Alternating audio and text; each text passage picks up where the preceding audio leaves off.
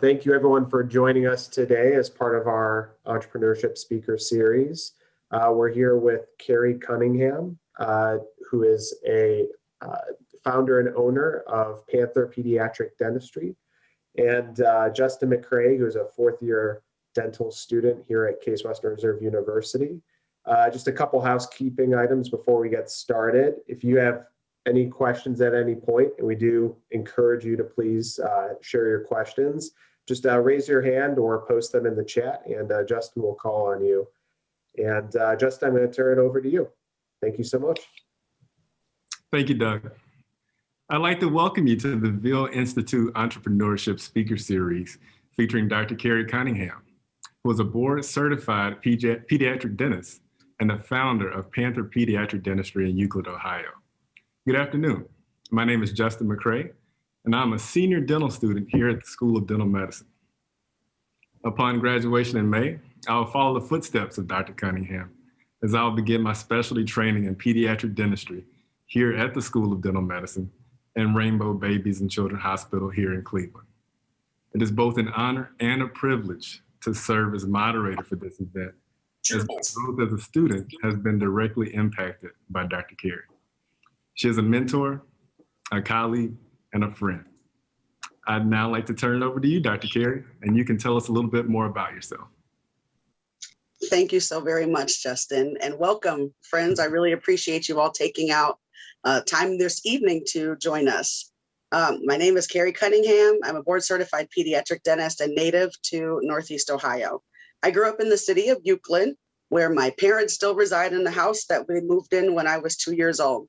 They've been married for 42 years. I'm the middle child, so sometimes I do suffer from middle child syndrome and this need to be an overachiever, to stand out and be recognized for things that I've done and acts that I've carried out.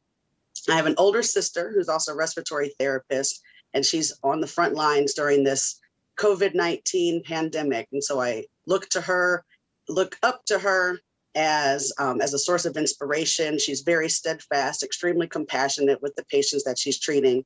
She's also a leader at Cleveland Clinic Hospital, and she's a respiratory therapist supervisor. So we're often brainstorming about our roles as leaders in our respective professions. We have a younger brother who is also an entrepreneur, as well as a sickle cell warrior. My brother has sickle cell anemia, and we'll get into some of the things that he's experienced that have helped spearhead me and propel me in ways that I never thought I would be shuffled into as a business owner, a new business owner as a pediatric dentist in the community that raised us all. We'll go way back. I'll start at the beginning, and then I'll kind of talk about how our family has grown. I was in the 6th grade and I was interested in dentistry. My sister had gotten braces, and I saw the pain that she was going through at times when she would get her braces tightened. And through growth and development, which I didn't understand then as a 1st grader, I had the nice space between my 2 front teeth that was a little concerning. I was an avid thumb sucker, and ultimately I made a conscious effort in the 5th grade to stop sucking my thumb. And then I kind of negate facial growth and development that ultimately led to my 6th grade photos having a really nice smile, and actually the smile that I have today. Gap was closed. I had all this wonderful confidence. I was ready to fight the world.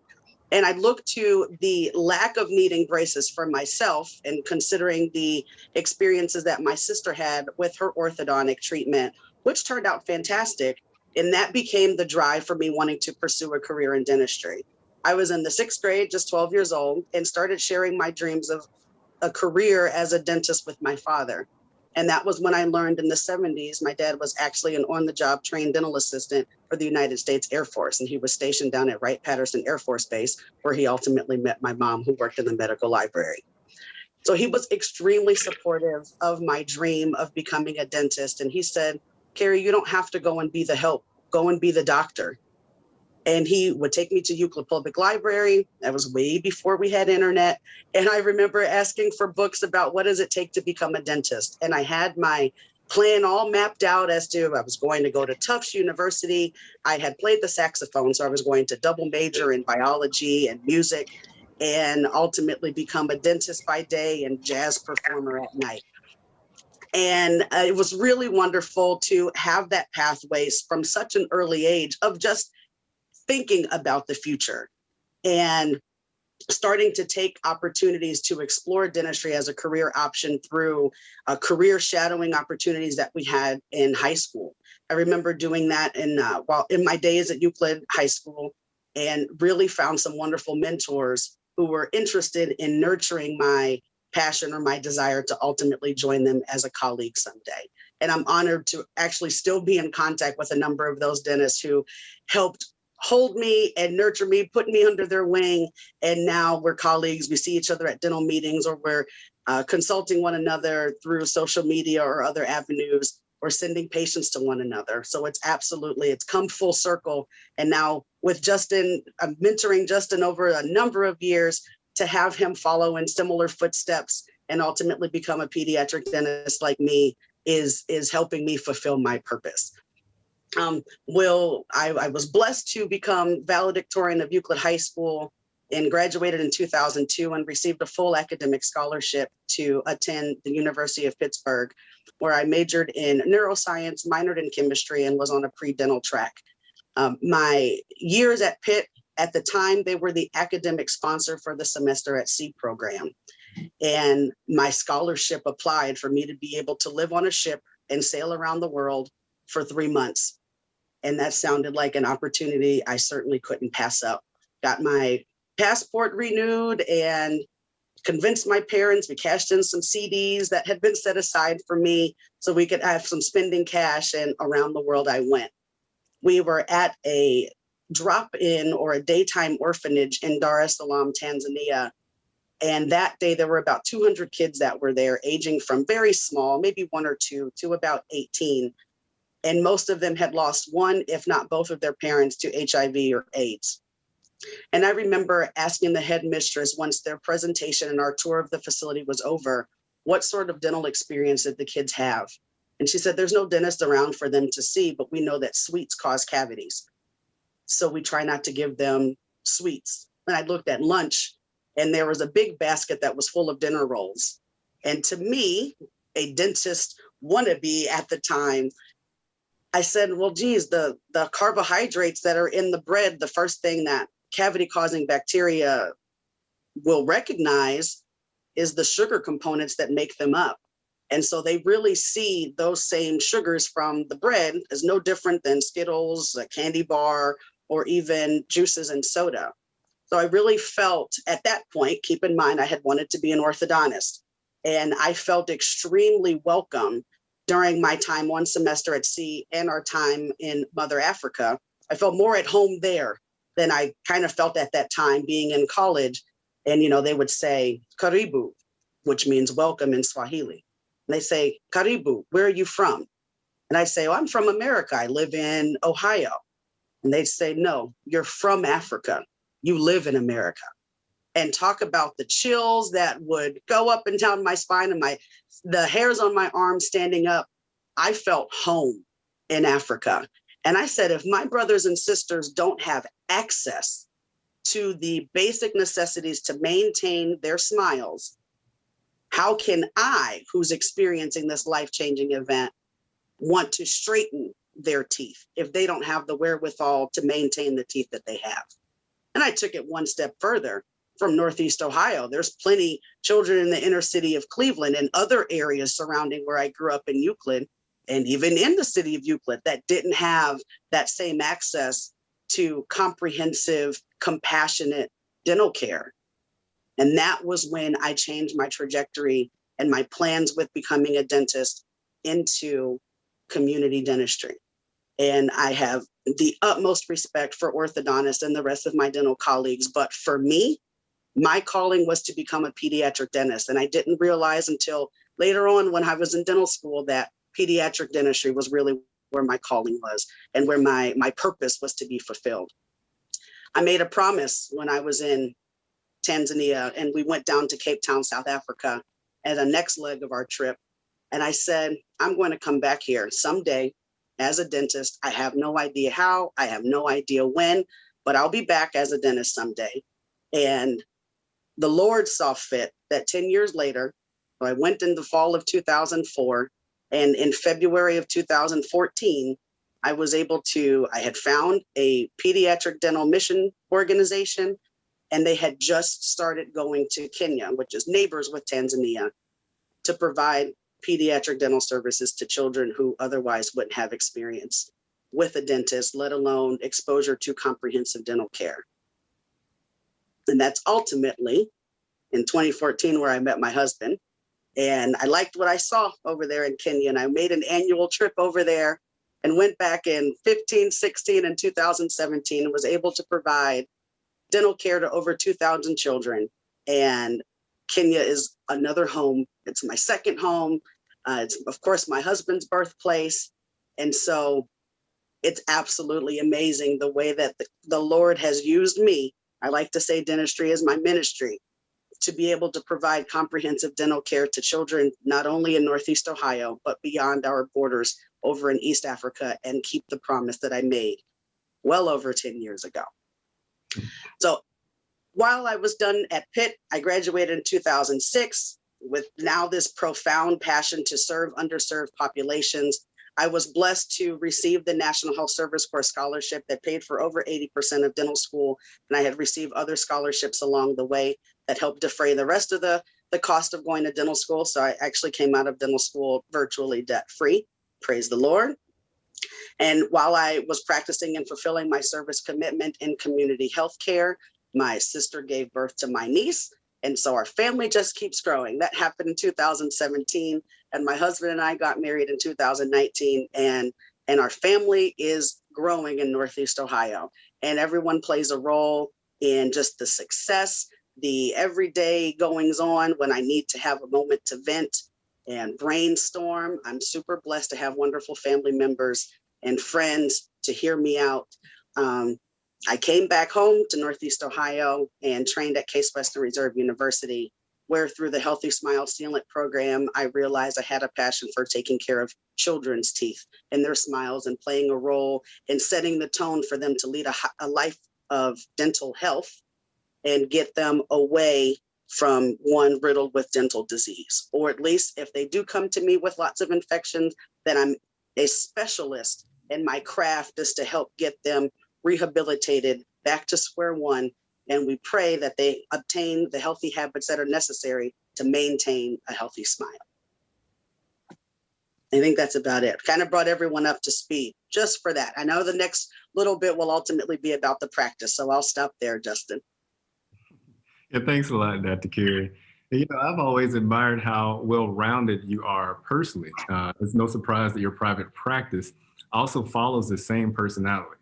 And in conversation, you mentioned to me before about your 5 facets of practice ownership.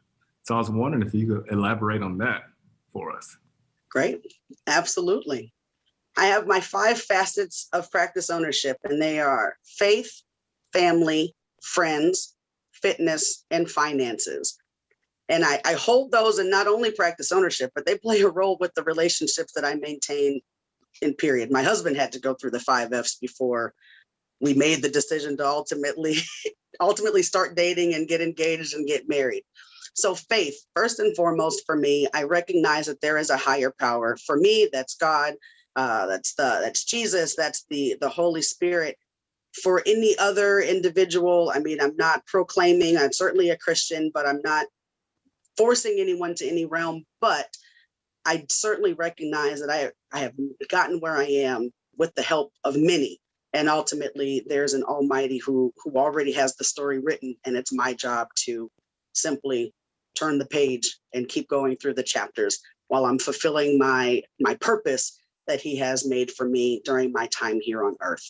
So being steadfast in my faith is huge. I didn't know right away when I wanted to become a business owner, but there were started to be signs, and I was praying for the discernment for God to help steer me as my service commitment was coming to an end in community health.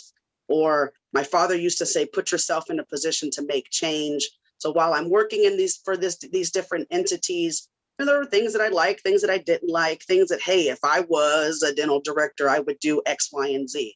And lo and behold, there became an opportunity in which I was fulfilling a service commitment at a health center here in Cleveland. And I was looking on the job board through the National Health Service Corps, and just 10 days beforehand, there was another community health center in Lorain County that was looking for not only a pediatric dentist, but also a dental director. And I said, Lord, is this my shot?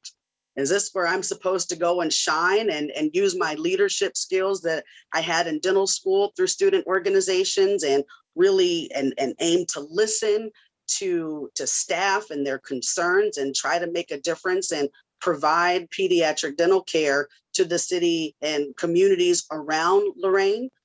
Was this my calling? And I remember calling HR and I said, let's kill two birds with one stone.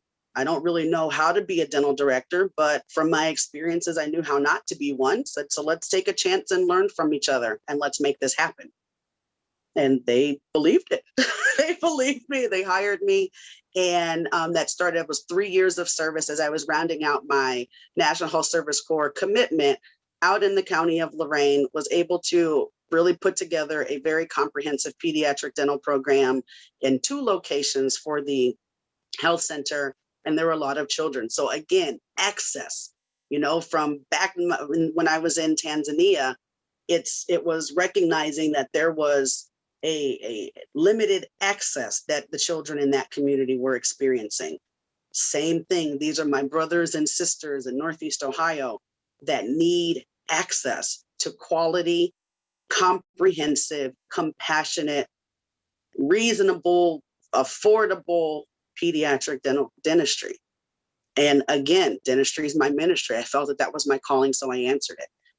Family and friends. I'm a close-knit kind of person. It takes a lot to really get into my inner circle. So my friends are like family, and you guys have heard my story about my family so far. We're extremely close. My brother he's had sickle cell anemia his entire life, and I don't think that, any time that you've really seen a family bond has been in moments of uncertainty with respect to his health, and really coming together. Those days when we were little kids and he'd be in the hospital, then it was everyone's coming to the hospital, and we are a unit. And the folks recognized the signature Cunningham band when we were growing up, and it became a symbol of love and togetherness. So if you were a friend traveling in the big Ford high top van that mom drove that seemed to seat a football team, then you were pretty much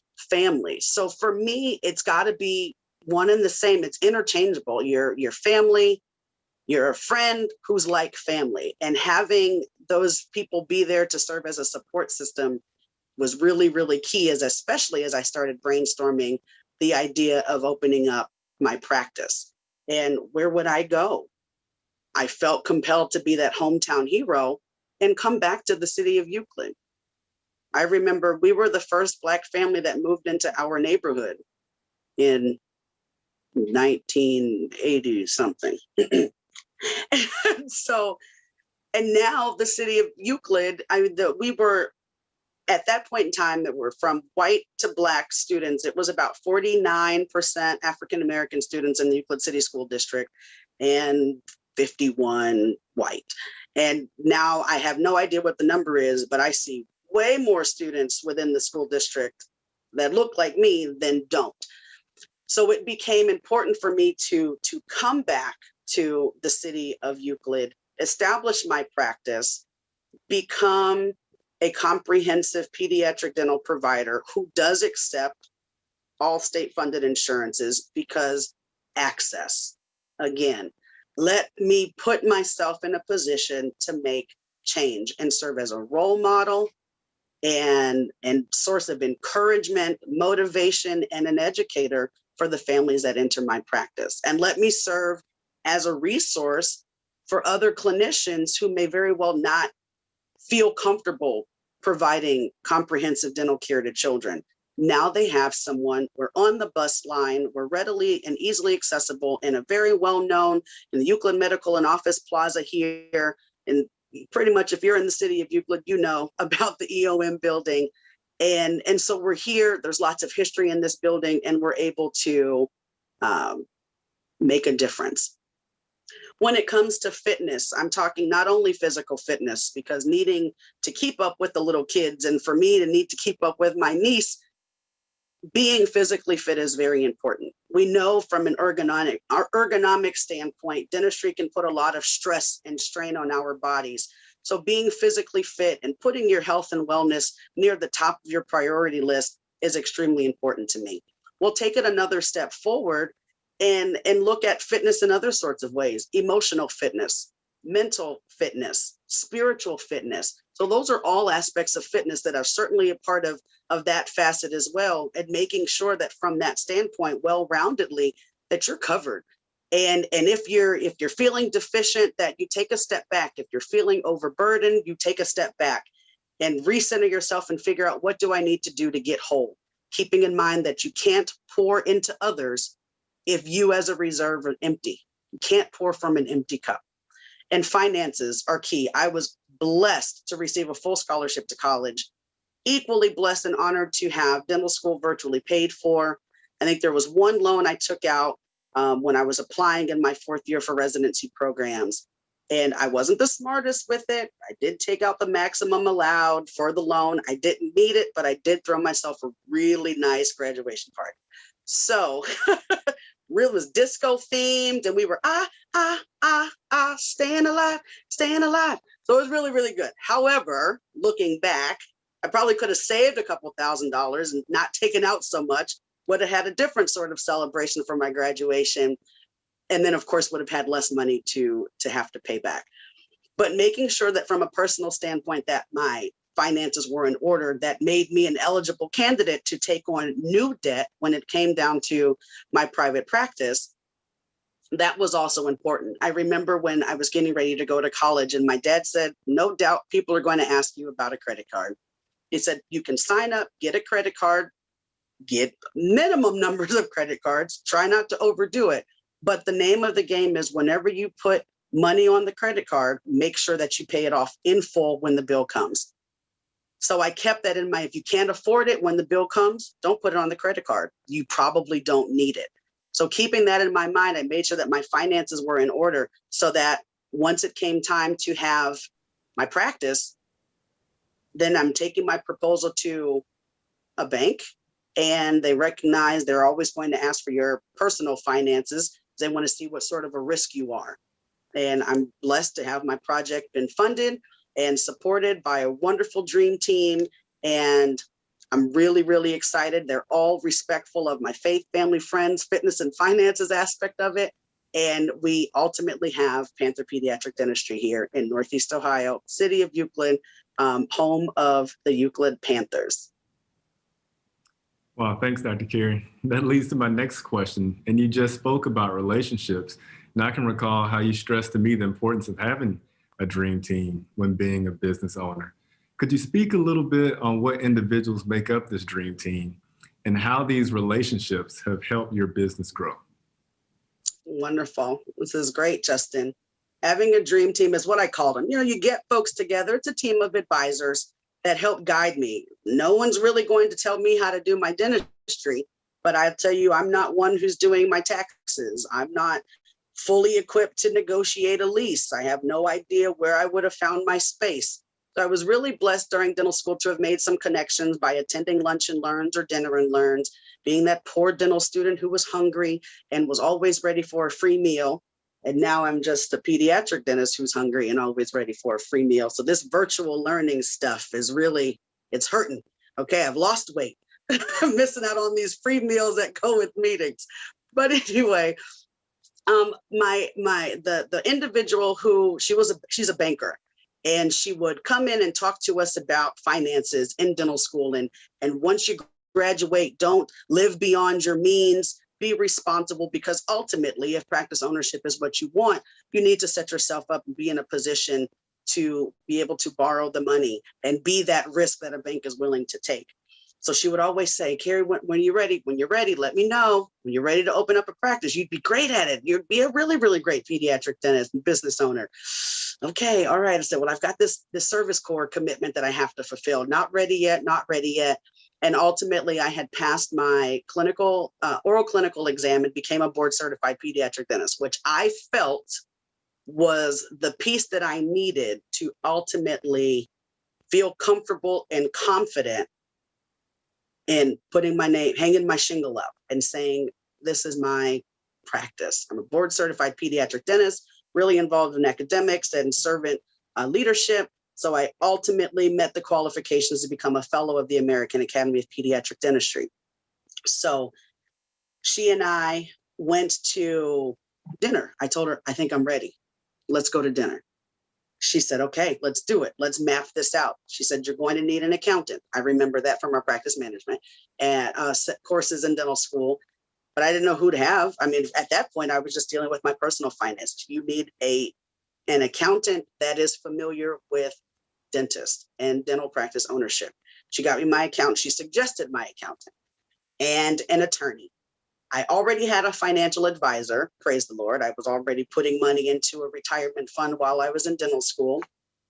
And through my financial advisor, I also had life insurance policy, and I had disability insurance through another insurance broker, who that person would ultimately turn out to be the person to help me get my own professional liability insurance policy, as well as some of the other general liabilities of my business. So if someone were to slip and fall and were to make a claim, that sort of stuff, then making sure that I have my insurances in order.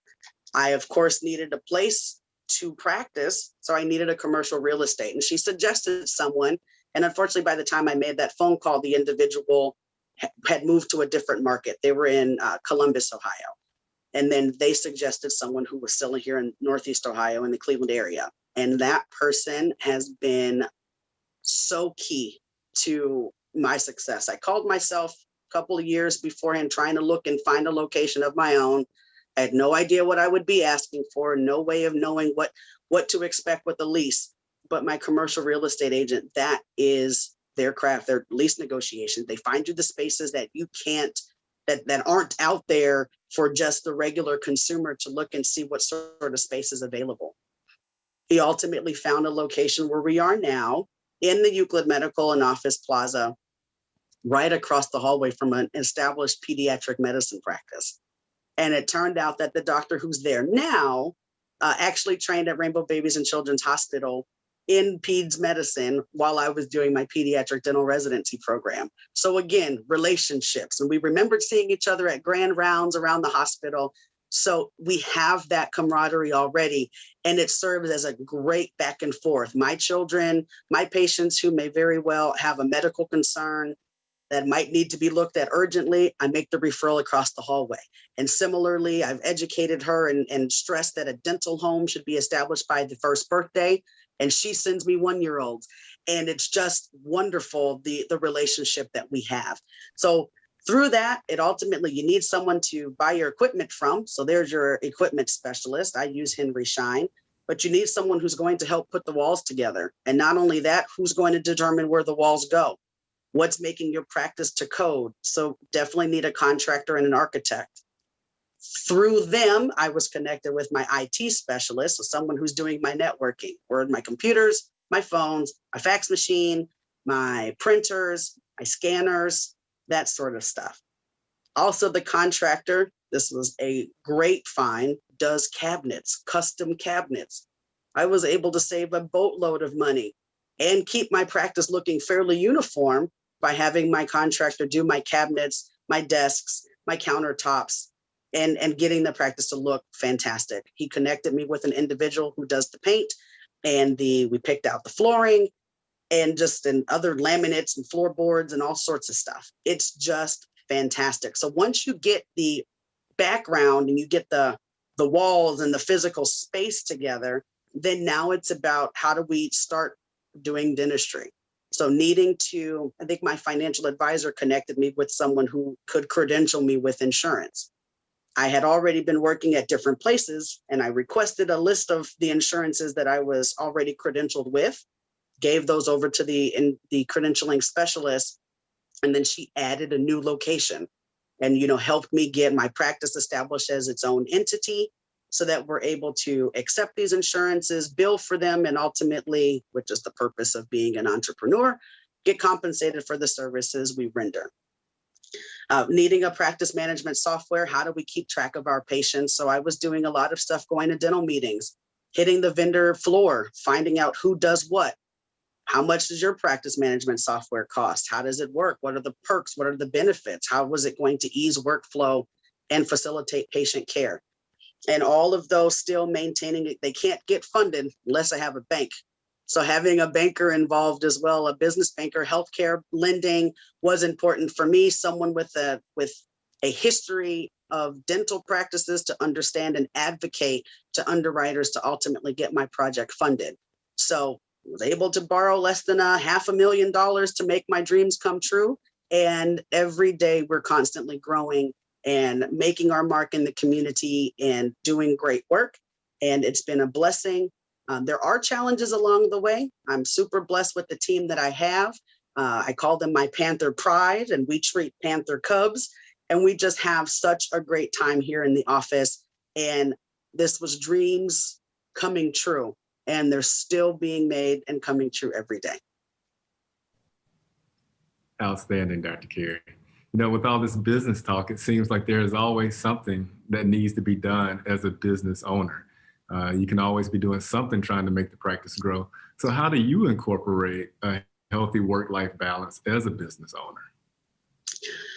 I'll say, I believe, I kind of joke and say I am the queen of being overbalanced, but I recognize it now. I've learned that I have this drive, this passion to, like my father said, put yourself in a position to make change. I'm on the alumni board of directors at the dental school. I'm currently the president of the Greater Cleveland Dental Society, which has its expectations of a host of committees that I attend and participate in, or even I've just started a team DDS, which stands for Together Everyone Achieves More, Diversity in Dentistry subcommittee of our dental society, really trying to bring together some minds to talk about diversity and in the profession and what can we do to better equip ourselves to enhance diversity and understand even where our patients from different backgrounds are coming from. So I wear many hats. Again, I told you guys, I'm a wife. And so my days of living off of popcorn and drinking wine for a meal while I was a single lady or no more. My husband actually expects to have real food, which is good, which is probably aided in my loss of weight because I'm actually eating vegetables instead of just saying, well, it's corn. I put it in the microwave and then it popped up into this yummy, buttery deliciousness. So for me, it's learning to, and I finally made a commitment over the past year or so, learning how to say no.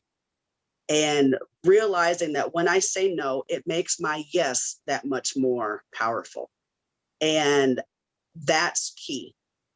I will always say that when I give my facets, faith and family will always come first. 1 month into me opening my practice, my brother ended up on life support and needed a life-saving liver transplant. And praise the Lord that he was ultimately the recipient of one on New Year's Eve as we were going into 2019. But it was scary. There was a lot of uncertainty. And again, I was blessed to have a team that understood that. They were shoulders I could cry on. And they were really there for me throughout the process. But when you have those sorts of monumental events in your life, it puts things into perspective. Am I spending too much time on things that aren't bringing me joy? And if the answer is yes, then I'm trimming the fat in 2021 and really cutting back on some of the expectations and responsibilities I had once committed to. But it is absolutely important. My husband and I are not planning to have a family of our own. So putting ourselves in a position, maintaining health and wellness so that we can be there to continue to pour into others in our respective fields is paramount in the way that we will continue to live from this point on together as a couple, as entrepreneurs, and that's that. So it's extremely important, but it takes a lot of prayer. A lot of folks, Carrie, how do you do all of that? I pray a whole lot. I go where the Lord leads me, and then the rest is there. I'm not sure if you guys can hear the vacuuming, and I apologize if you can't. Okay, good. Thanks, Justin. No, you're good. I think that was it. Did I answer the question? I think so. That was perfect. That was perfect. Okay. So switching gears a little bit, I know that marketing is it's a very necessary tool to have for the growth of a practice. So in today's social media world, I was wondering how you are making a presence in that social media world, and do you feel that it's necessary? In this day and age, with everyone walking around virtually with a computer in their pocket or in their pocketbook, I feel it's definitely necessary to have a presence on social media. People are so quick to hop on their phone and pose a question, either on a social media group or ask Google. I'm a fan of asking Google. Google knows a whole lot of stuff. But folks are so ready to accept the recommendations and suggestions of complete strangers instead of necessarily going to a credible source for their answers. And so for me, I'll be completely honest. I can text, I can send an email and attach. I can write on a document and send it back via email. But I've got Facebook and Instagram. That's about it. I don't TikTok or Snapchat or Twitter, tweet, whatever the verb is for that platform. And but I need to be present. So I'm constantly, I did not want to outsource my social media stuff. I like to keep it original. One, it keeps folks from stealing it. And it puts a unique mark on Panther Pediatric Dentistry. If you guys were to go to our website, which is pantherpediatricdentistry.com, you'll see our logo, which is a panther head on top of a molar. And I want that logo to ultimately be for Northeast Ohio and even regions beyond for pediatric dentistry, the way that the Nike swoosh is for sports and shoes and other apparel. I want folks to know that at Panther Pediatric Dentistry, we're here to provide comprehensive, quality, compassionate pediatric dental care close to home. And so, yes, I think that's important. I do aim to respond to our Google reviews, and just so that folks know that that it's not just going by the wayside. And I'm seeing stuff pop up on the screen here. Sorry, I got distracted. There's definitely needs to be an avenue to share your craft with the masses. I did 6 months of active marketing with the company that I hired for my practice. But then knowing that I was coming back to the city of Euclid, knowing that there's a host of my classmates and the classmates of my siblings who are raising families in the area or surrounding areas, I said, if they can remember that I was the nerdy Dr. Carrie who played the saxophone and directed the marching band all those years ago, and that I've got a practice of my own and it's clean and it smells good, it's meant to be inspirational and motivational we welcome you with open arms, then I'll let that word of mouth lead to referrals coming to the office. And we've grown in ways I could not have imagined. And we're extremely blessed to be able to make the kind of difference that we're making in the community. Awesome, Dr. Carrie. It looks like we have a question in the chat. So if you would, if you could unmute yourself and ask your question, that would be great. Hi there, this is Ashu Bachu. Carrie, I really love hearing your story, both your journey as well as how it's kind of informing what you're doing in your practice now and the way you're looking into the future. It's a really inspiring story of personal journey and entrepreneurship. And I was curious, what kinds of communities or online resources are you using to guide the growth of your practice? I'm sure you've got classmates and folks who you can go to or other private practitioners who you can check in with, but are there communities or resources online that you find yourself turning to if you have questions about best practices or what to potentially do in a situation when running your practice? Or where do you find yourself kind of turning to in those moments online? Is there anything that's helpful as a resource that's out there? Sure. I think that's a really great question. There are some social media groups that I'm a part of, primarily on Facebook. Dental Clinical Pearls is one, and there's a pediatric forum that I'm in for pediatric dentists and dental residents. And there's another organization or another group on Facebook for Black women dentists, where we're in all of these entities. I'm able to one, read about the questions and concerns that other colleagues are having. And oftentimes I don't necessarily respond to all of them, but I'm making mental notes. And to be quite honest, I don't want to sound like I'm trying to earn my ticket to heaven, but I pray a lot. I speak with my husband a lot and just kind of rationalize a lot of things, like what are we feeling called to do? And so I really do rely on my faith a great deal. There are plenty of books out there, and I'll be honest, I haven't really read them, which is unfortunate.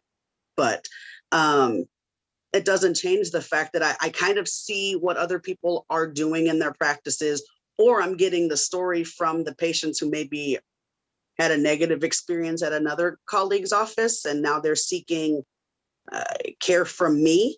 So I take some of that stuff more as a customer service standpoint, and how do I position myself to attract more individuals? How do we lay out our treatment plan in a way that's receptive and the parent feels heard?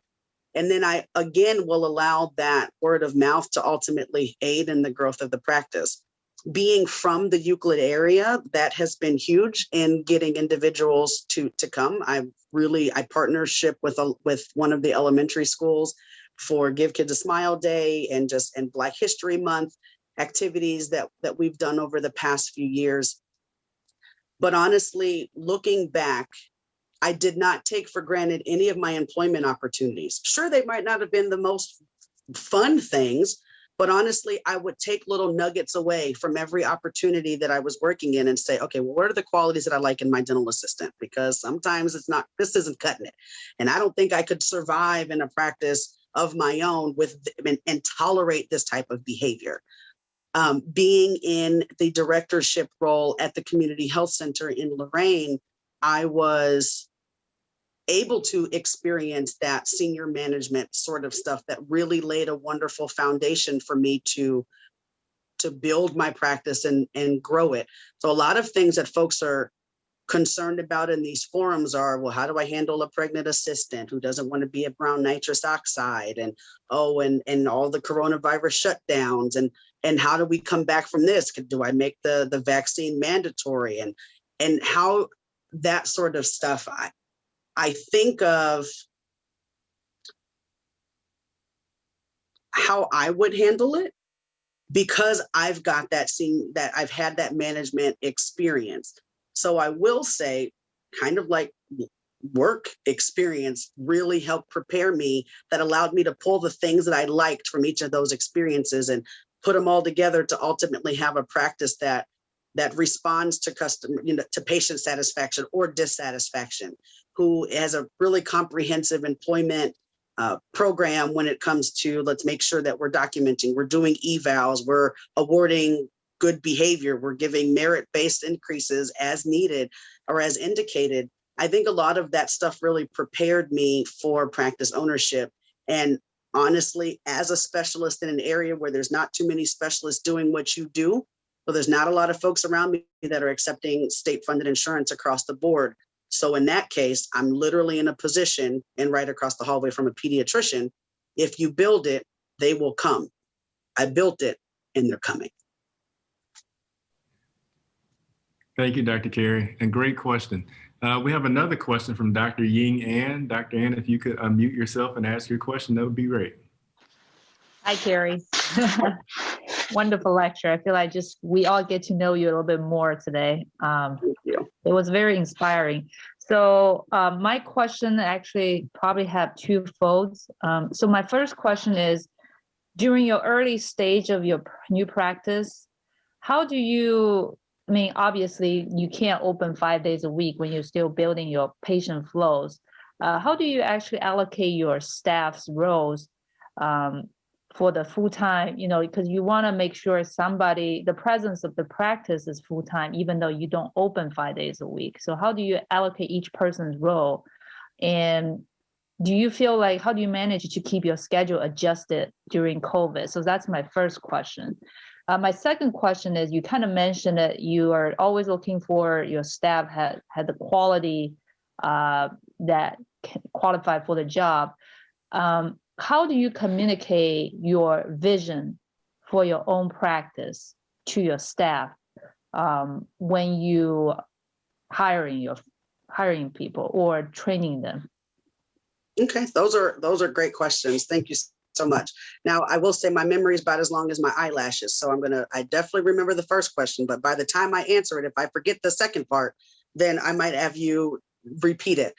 So the first part, yep, what was that one again? Eyelashes are not very long. I remember COVID. It was about how when your schedule is not up for full time yet, how do you actually delegate the roles for each individual staff? Gotcha.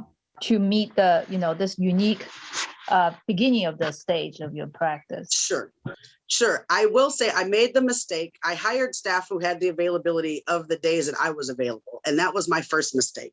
So only having staff present when I'm present, and if I'm not present 5 days a week, means that there are days of the week that the phone is ringing and no one's answering it.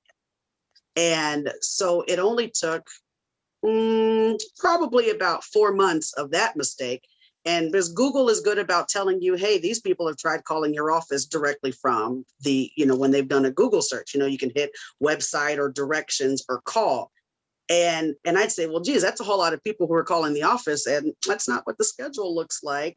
So then I realized, and in some of those forums, someone had posed a question about starting up a practice, and someone said, you hands down need to make sure that your phones are being answered every day. So the individual who's now my office coordinator, she and I had experience at the health center together in Lorraine, and we worked together. She was my part-time assistant, and she was interested in leaving her other role. She was working at another dental office and coming over full-time. And I said, that's perfect, because I need the phones to be answered every day. And while you're at it, let's learn more about the insurance aspect of the practice management software and how do we make it work for us. So she's my only full-time employee. Everyone else is part-time, and typically they work somewhere else. And so it was just really, again, by chance and God's grace that when I had an availability in my schedule, and I did strategically open my practice on Wednesdays, knowing that a lot of other dental offices are closed on Wednesday. So other assistants may very well be looking to round out their week with employment elsewhere. And that was extremely helpful in my initial staffing. But it is important I've got bills to pay. I have a mortgage, I have a car note. And so needing to maintain guaranteed income from another source, because honestly, rent needs to be paid, the practice loan needs to be paid, my staff need to be paid before I'm paid in the early stages of the practice, which I'll talk to folks now and they'll say, oh, you pay yourself first. I will rely on my other sources of income before I pull from the practice. So there's one. During the coronavirus shutdown, I did, and I married an assistant. My husband worked as a hygienist in Kenya, but he was a dental assistant first. And so his Kenyan hygiene certifications don't translate here in the US. And as I mentioned earlier, my father was an on-the-job trained dental assistant in the Air Force, also in Ohio. So you can be an OTJ dental assistant. So I brought my husband on. Well, when he came to the US and we got his conditional green card and was able to work, then I brought him on as an on-the-job trained dental assistant. So you'll work when your wife comes to work. So then that was extremely helpful and a blessing for us that dentistry brought us together and that we're able to embark on this journey as one. But now he's interested in massage therapy, and so he'll ultimately be an entrepreneur in his craft once his license and certifications have been received. Your part two, Ying, was about what? I forgot already. It was about your vision. So you clearly have a very ideal in terms of the statement for the practice, yes, vision for the practice. But how do you communicate And Mhm. how did you make your staff really understand your mission? Okay. Anyone who's interested in a job with me, I do direct to go to our website first because my story is on there and at least our mission. But I was very intentional. My business plan is about 30 something pages where I really outlined that vision, that mission of what we're doing and the care that we will deliver. So I like to say we aim to treat all families with a smile, and SMILE stands for superior customer service, medically necessary care, integrity, lifelong learning, and education. So we're the lifelong learners. We're aiming to educate our patients. And so really reading the story the same way that parents are seeking us out as a dental home for their families is paramount in really making sure that someone fits with my plan, with our plan.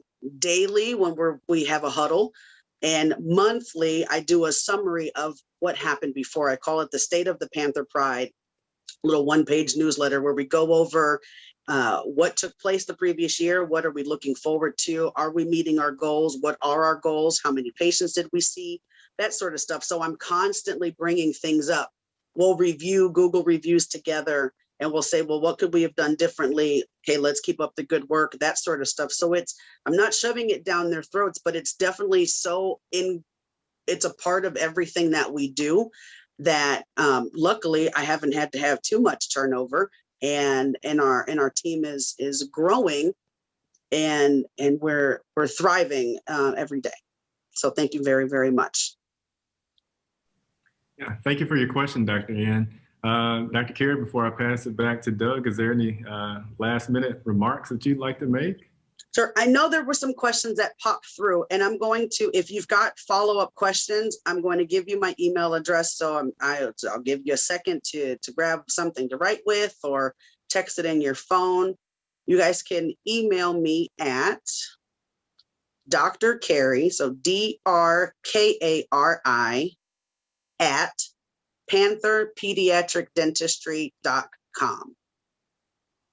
All right, so Dr. Carrie at pantherpediatricdentistry.com. That comes directly to my office computer, and then I will respond to it. I know there were some questions about general anesthesia and IV sedation. Thank you so very much, Doug, for sharing that. I've got some stuff. It's not really a part of it's not a part of my practice right now. I do work in a surgery center, so I can elaborate on all the other questions that you guys have through Dr. Carrie at pantherpediatricdentistry.com. Some final thoughts that I'll send you home with is push and ask questions. So we'll start with ask questions first. Again, I had no idea what really I was looking into. I knew what I ultimately wanted my practice to do and to be and how we would serve. But I really relied, and this goes back to the question earlier, is I rely on the experts in that field. You know, I would look to my marketing team. I'd look to the real estate agent. Is this a good place to grow? And they're doing the demographic analysis on my behalf. And we're looking at different zip codes and where do we pull patients from, that sort of stuff. So I focus, I'm the pediatric dentist. That's my craft. I'm also an event planner. So for me, this was also kind of fun. It was planning my opening of my practice. So I really am apart from that logistic standpoint, wanting to know what does it take to do it and serve as a resource for other colleagues who are interested in practice ownership, and even considering people who aren't dentists, who may very well want to be entrepreneurs. They'll reach out to me and just kind of brainstorm, bounce questions off of me, and I'll give them others. Sometimes I'll play the devil's advocate. So you want to ask questions. If you don't know, there is somebody out there who does. Sometimes you might want to start with Google, especially if you're having a thought in the middle of the night and no one's available for you to ask. But don't be afraid to ask questions. Plenty of people out there to help you navigate entrepreneurship and practice ownership. And then finally, you want to push. And for me, you want to pray until something happens. So that's what push stands for. Pray until something happens. Continue to physically push forward, mentally think ahead, because it's growth is about anticipating more numbers. If you grow, you have to have a place to put patients in your schedule. So needing to have this futuristic mindset or outlook is extremely important in order to establish your business and fulfill your mission, achieve your goals, and see your practice or your business flourish and reach the targeted audience and beyond.